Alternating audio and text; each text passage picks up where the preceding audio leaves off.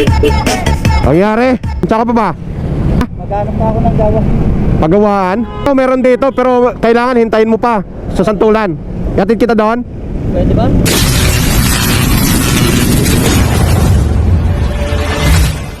Noong umagang yon, habang tinatahak ko ang kahabaan ng Macapagal Bridge sa Marikina, meron akong nadaanan na isang rider nagtutulak ng kanyang motor. Kaya hinintuan natin ito at tinanong baka tayo'y makatulong. Ang nangyari?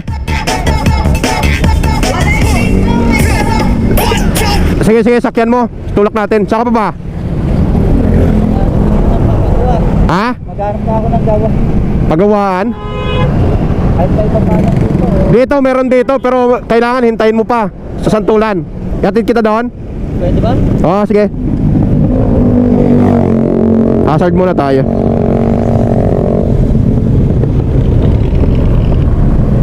Yan ang pinakamalapit eh.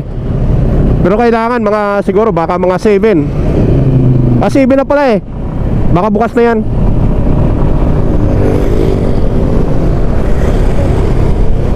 Ayaw na anong problema ba nito? Ayaw mag-start. Gigil eh. Tapos hindi rin makik. Oo, hindi makik. Kanan ka dyan sa Santulan. Diyan o, kanan ka dyan o. Diyan, kanan, kanan.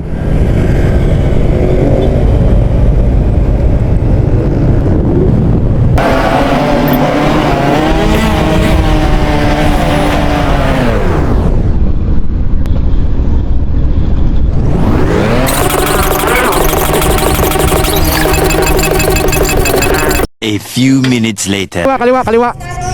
Kaliwa. Yan dito. Oh, ito, ito.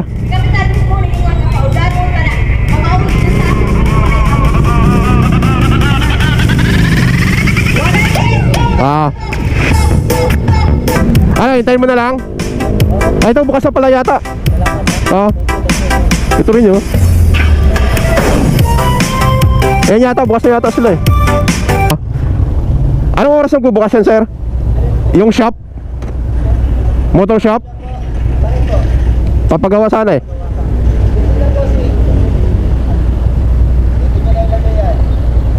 Ah, bukas na? Ayun pala, sige kuya.